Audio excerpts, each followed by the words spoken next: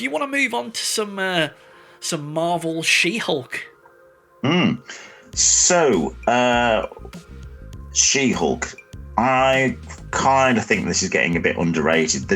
What you get the feeling of from internet chatter on these things, that it's not well liked by people really, and people are sort of getting a little bit butthurt by it. fed up with some of the Marvel TV shows, because you had Miss Marvel, Moon Knight, which I thought were all good, and I'm quite happy to have these shows, which I don't know whether the fan base is getting a bit jaded and annoyed already with some of these shows. I feel that the way I see She-Hulk, it's also on my cards on the table this to start with, and I can't remember if I talked about this with you off air. I just think from a comic shop point of view, you'd always have your big DC titles, your big Marvel titles, and your big, Crisis on Infinite Earths, this year's Crisis, whatever it was, where you had the big spin-offs that were all, universe-altering big events. Yeah, Crisis on Infinite Earths, yeah. But it's nice to just dip into something a bit more light-hearted. And She-Hulk always did that. So if you've got things that the latest Batman run, which is a bit gritty and serious, and you've got some big Marvel thing with Onslaught going on, destroying the entire universe. And then you could have these little issues like Deadpool or She-Hulk, which are a little bit tongue-in-cheek, breaking the fourth wall, having a bit of fun. And they're just self-contained little issues containing loads and loads of cameos of other characters in a different sort of light. And I feel this TV show is capturing that. That's exactly what, to me, the She-Hulk comic was about. I don't know. And it's capturing that. And I think people are expecting everything to be teases and mega some kind of serious. Yeah, essential linking to the main universe and setting up a new Avengers team and having all this sort of stuff. And it's not doing that. It's not trying to. That's not what it's for. And I think people are sort of, so expecting something else really, which the character never is. I think you're exactly right. I don't know. I always wonder on the internet. We get lots of people moaning and stuff, but are they comic fans or are they MCU fans? I hope that sort of makes sense, because you're exactly right, Rob. My dad, when I was a kid, would get me some comics and he'd get them on his way home from work, and more than likely not, it was just whatever the local newsagent had, and the guy there would say, "Oh mate, I have some comics for the kid." So I'd get all sorts: Conan the Barbarian, Howard the Duck, Avengers, Defenders, stuff I never would have bought myself, and I'd get plenty of She-Hulk as well. But you do have filler episodes. So you do have episodes where Spider-Man is trying to get some money to pay his rent, or the Fantastic Four are chasing, a really stilt man, a really low level, quite minimal episode. I saw an episode once where it was just Ben Grimm and Johnny Storm playing tricks on each other and like April Fool pranking each other. So all TV shows that have been, worth their weight and have been going for a long time have episodes a little bit quieter than others. I mean, if you take, I don't know, ER, that's the first show that popped into my head. You'd have some episodes which are obviously end of season or something. Yeah. And you have, an episode directed by Tarantino, or there's one of your favourite characters gets killed in the episode. Yeah. And there's other episodes that are a bit more chilled and quiet. Not everything needs to be full-on huge impact on the Marvel universe. So this is what it is. You've got your big movies, and then the TV show is just trying different things. I mean, I suppose She-Hulk, in terms of, is it successful in doing what it's trying to do? So what's it trying to do? They at the very, very start, at the gates, they said it's going to be a courtroom comedy. And then I guess some people were thinking, but I hope it's going to be something else instead. And then they're disappointed that it's a courtroom comedy, but that's what they said it was going to be. I mean, and, transfer this over to a comic, I could probably see She-Hulk going on 3. So here we go. So the TikTok generation, so my son came down the other day and he was like, "Oh God, are you watching She-Hulk?" I went, "Yeah." "Oh, I hate it." I went, "Really?" I said, "Why do you hate it?" "Oh, it's just so cringe." I said, "All right, how many She-Hulk comics have you read?" "Oh, what?" And I was how many episodes of the show has he watched before saying that? Was he just saying that because the internet said? I think he's watched 2 or 3, but then the internet leaked out that one totally out of context with her twerking with the singer whose Yeah. name I can't remember now, and it was just Megan like, Thee Stallion. that's it, and it was like, oh, I was so cringe, and I'm like, yeah. Now look, Rob, my cards on the table. Do I think this is the best thing ever? No. Do I think it stinks? No. For me, it sits nice midweek viewing. A bit like Quantum Leap, right? I still love watching Quantum Leap every week, right? I only say that because they're remaking that, aren't they? Or they have remade it. Is every episode brilliant? No. Do I want to watch it every week? Yes. And this is the same, you know. It's a series. I think it's just a lot of TV shows. You think of how many TV shows are out there. Popular TV shows. Have you heard that? Like, is it Yellowstone, that Kevin Costner show that's hugely popular? I know it. I've never watched it. I'm not interested. I'm not a fan of Kevin Costner. It looks like it's a bit cowboyish. I'm not interested. So am I going to watch it just so I can moan about it online? Exactly. It's just like if She-Hulk's not your bag, okay, it's just wait for the next thing that comes along. Because this is so different to Moon Knight, isn't it? Yeah. I know it's still superheroes. Is it that different? But if you look at the kind of things that they've done, where WandaVision, Moon Knight, this Werewolf by Night that's just come out, they are trying different things in the TV landscape. And if this isn't your bag, then it's good that it's not essential, because wouldn't it be frustrating if you felt like you're being forced to watch it, because otherwise you won't know what's going to happen in the next film. Exactly. You watch this or not, it's not going to impact, I don't think, down the line. I think they're really smart the way they've done this. How do you feel about CGI? I hear people slagging it off. Well, there are moments where she is Fiona from Shrek, definitely. Yep. What's odd for me is things like when she walks and her clothes look a bit off. The texture of the clothes and the creases of the clothes look really smooth, and she looks like she's floating a bit. And I don't quite buy that she's in the room. But then when she's having conversations with characters, I think the subtleties of her facial expressions are absolutely amazing, and the hair and everything's amazing. Yeah, she's got lovely hair. Although, so the facial expression, even though just like the comic timing that they've picked up off the characters, the actress's face, are really, really, really good. It's just when she's kind of moving through a room, it looks a bit off. Did you ever watch Sex and the bother City? Me. No. No, neither did I, right? But that was what, 90s or early 2000s? Maybe. I've also seen some of these, online haters saying, oh, every man in She-Hulk's sort of like emasculated and he's crap or he's horrible.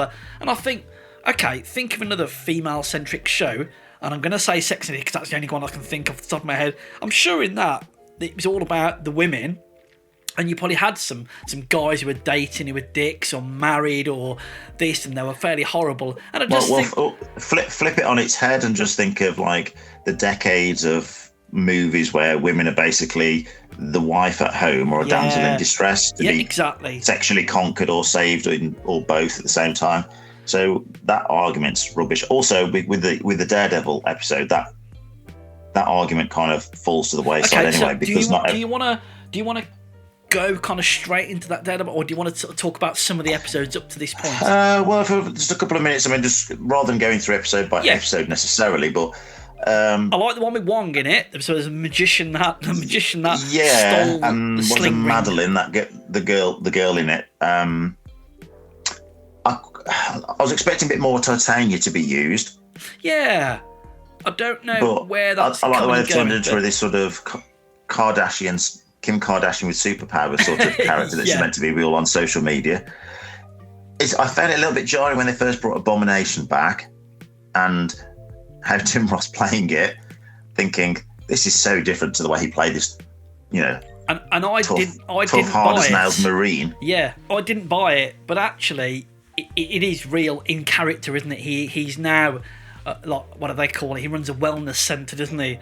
Well, even something like that, where I think some people are thinking, it's all going to be it's all a trick, it's all going to be a fake out, and kind of hope it isn't, because why just have that's the character's arc? That's where he is now, rather than feeling like they need to undo it all and go, actually, still a bad guy. Yeah, no, I quite like it. He's quite I really funny. like the wedding episode. Yes, where she turns up as She-Hulk, and they just feel like she's just, taking all the attention off the bride, and the bride is horrible, isn't she? To Jen. oh, can you do some ironing, or can you help get some glasses? She's just like that kind of horrible bridezilla, isn't she? I really like that. Yeah, the retreat episode when she's, just checking her phone all the time, wondering why this guy's ghosting her, and all these, they're not even, what are they, Z-list characters. Yeah, I've never even heard of before that are at the retreat as well. I'm assuming these are actual Marvel characters. I don't know. I would have thought so. Yeah, they're going to be some deep cut characters, aren't they?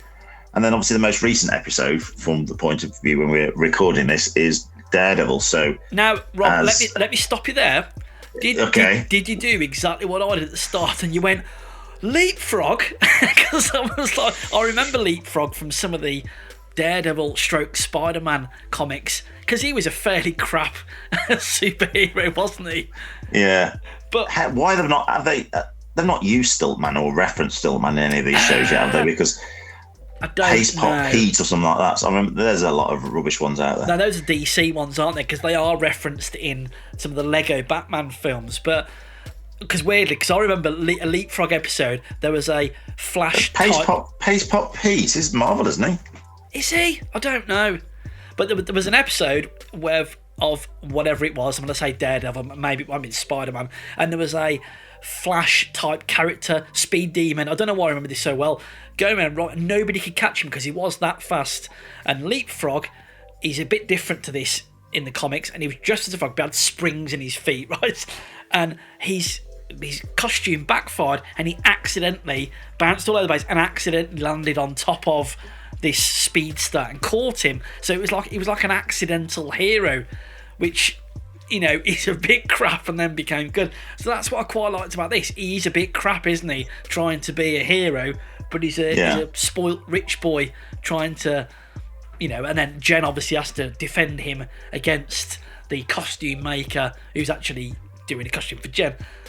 What did you think of the way Daredevil moved when he's a bit Spider-Man, isn't he? Where he's sort of jumping off the ledges and flipping about. He's Ben Affleck Daredevil, but yeah. Do you know what? For me, do you know the is it Joe Quesada run? Was it a Devil? It's something like the Devil Inside or Guardian Devil. There's a it's is it Guardian yes, Devil? yeah. Yeah, beautiful artwork, really beautiful artwork. But in that, there's lots of sort of flying through the air, throwing his billy club on a wire. So he does he does do the Spider-Man, like you say. So I like that. To me, that is my Daredevil. That's the thing, like with Batman, where the stuff that he does in comics when he's like swinging through the city and stuff, it's always difficult to put into live action. And I think that's the same thing with Daredevil. It's gymnastics, isn't it? Yeah. I don't know how you could explain it when he's doing these kind of flips and it's borderline flying. But yeah, but Rob, you've read the comics, haven't you? Matt Murdock puts his time into it, gymnastics and it's jarring in the sense that it's not. It isn't the grim and gritty version of Daredevil that you've seen in the Netflix show. Yes, that's fine. I did get a buzz the second he walked into the courtroom though, because I just thought, great, it's Daredevil. Charlie Cox is great as well. I hope down the line they actually get him a bit more comic faithful outfit with the DD on the chest and maybe lose some of the body armor, which I don't feel they need. Now he's flipping, jumping around everywhere. Yeah. But again, just a bit more light and a bit of banter, and that idea that to me it felt like it wasn't they've ruined my Netflix Daredevil, because he talked about how the fact he was almost sort of on holiday, wasn't he? Like he's doing all these sort of references, Foggy Nelson, as he says us in our court or something. He says the company. So he's left New York on a bit of a break to do this quick, easy cash job, and he's just on a little. It's like a little excursion for him. Again, so he's light-hearted. He's not all angsty. And again, if I can just reference the comics for a minute, you would get this. So for me, for example, I used to read Power Pack. Do you remember Power Pack? They were like the kids superheroes, right? But then I'm amazed they've not picked that up and done something with it. I don't know how they've done it, because that could be really, really. Whether it'd have to be animated, I don't know, but that could be really good. But then you get Beta Ray Bill turn up, and he was there babysitter for a couple of episodes, and they went off and they met Spider-Man. So you would quite often get these guest characters into, and that's I think what they're doing here. But yeah, Spider-Man can go the other way because you think Spider-Man's been a more upbeat, light-hearted character, but then they go and do things like the Craven's Last Hunt storyline. Yeah, so yeah, that's the whole thing with this is that you can see different versions of them. So if I was being super picky, I'm fine with this version of Daredevil. Yeah, if I was being super picky, I'd say I'm a little bit more, what's the phrase nowadays, centrist. So I would say Netflix Daredevil, which I absolutely love, is a bit darker. That's sort of like Frank Miller Born Again, isn't it? And then my Daredevil is more that Joe Quesada, a little bit in the middle kind of thing, a little bit Hell's Kitchen-y, a little bit Avengers-y. Yeah. And then She-Hulk is that slightly more comedic. How do you feel about the partial yellow suit? I thought it was quite a cool way of referencing the original yellow and red suit from the comics. Yep. And it's a cool way of doing that, but also saying like this is like a bit of a fresh start. You're familiar with this character and the actor from the Netflix show, maybe. Some fans might not be, might just go. To be honest, my daughter watches She-Hulk. She's not watched the Netflix Daredevil. She had no interest. So the character to her is just a fresh slate. Fine, yeah. And you've got to appreciate there's going to be people watching the show that are like that, really, especially slightly younger ones. I mean, the Netflix show's a couple of years old, isn't it, really? So yeah. Thinking when the Netflix show came out, my daughter would be 11 or 12 when it first came out on Netflix. So I wouldn't have been watching that with a kingpin smashing someone's head in. I mean, again, my when we were watching it this last Friday just gone, I said to my wife, "Did you watch Netflix?" And she went, "I did." She said, "I watched the first couple of episodes and it was a bit dark for me, bit violent." So for her, this is kind of, yeah, I know Daredevil is in passing, and that's enough. But really, Rob, I can't see where all the people online hate things, and I do. Now, Rob, I know I don't you love and it. me, I don't love it. I don't hate it. It's good. Yeah, it's good. But I think there are lots and lots of YouTube channels out there that get by on hating everything, don't they? Whereas that's not us, though, is it? No, I think we like to give a fair. If one of us thinks it's good and the other thinks that's fine. But I don't like to hate on anything really. Apart from how many gorgeous hairdos out of 10 would you give this?